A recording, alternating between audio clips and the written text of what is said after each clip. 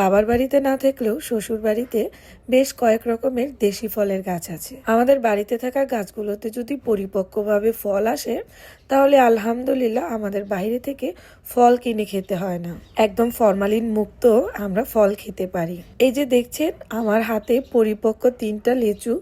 আসলে আমাদের লিচু গাছটা অনেক বড় থাকলেও আমরা খুব বেশি লিচু কিন্তু এই বছর পাইনি। এই বছর গাছে কিন্তু অনেক লিচুর গুটি এসেছিল আর মাশাল্লাহ অনেক লিচুও ধরেছিল, কিন্তু ধরলেই কি আমাদের রিজিকে নেই। প্রতিদিন সকালবেলা ঘুম থেকে উঠেই দেখি আমাদের ঘরের সামনে একদম পুরোটা উঠোন বিছিয়ে আছে বাদুড়ে খাওয়া লিচু দিয়ে। এত বড় গাছে এতগুলো লিচু আসা সত্ত্বেও মাত্র 3টা ডালের লিচুই আমরা পারতে পেরেছি। এবছর কলা বাদুড়গুলো অনেক বিরক্ত করলো আমাদের। যদিও বাবা অনেকভাবে চেষ্টা করেছিল কলা বাদুড়ের আক্রমণ থেকে আমাদের লিচুগুলো রক্ষা করার, অনেকভাবে অনেক প্রচেষ্টায় চালিয়েছিল, কিন্তু সবভাবেই আমরা কলা বাদুড়ের বুদ্ধির কাছে হেরে গিয়েছিলাম।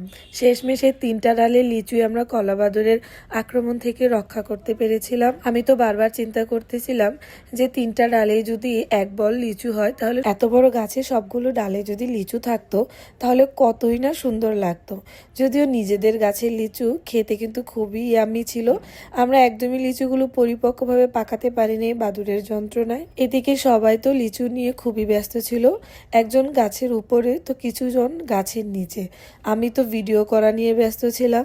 বাবা তো বারবার বলছিল দেখো মেয়ের কাজ, সে লিচু ভাঙা বাদ দিয়ে ভিডিও নিয়ে ব্যস্ত। ভাইয়ার ভাবি তো বলছিল যে থাকো ভিডিও করুক, আর আমি বাবাকে বলছিলাম যে আমরা তো সবাই মিলে এই লিচুগুলো খেয়েই ফেলবো, কিন্তু এই ভিডিওটা তো সারা জীবনের জন্য থেকে যাবে। যদিও আমার ফ্যামিলিতে বাবা থেকে শুরু করে একদম ছোট ছোট বাচ্চাগুলো পর্যন্ত আমার ভিডিওগুলো নিয়ে খুবই পজিটিভ। প্রথম দিক দিয়ে বাবা একটু নারাজ থাকলেও এখন সেও কিন্তু খুব পজিটিভ। অনেক ক্ষেত্রে তো দেখা যায় যে অনেক ভিডিও আমি করতে গেলে সে বলে নাও তুমি আগে ভিডিও করে নাও, তারপর আমরা খাবো বা এই কাজটা শেষ করব।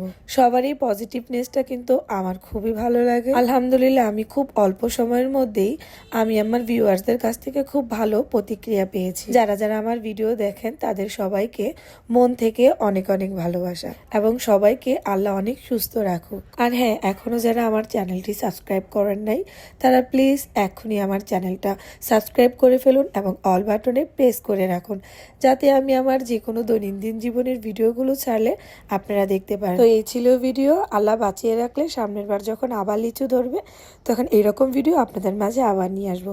সবাই ভালো থাকবেন, সুস্থ থাকবেন। আল্লাহ হাফেজ।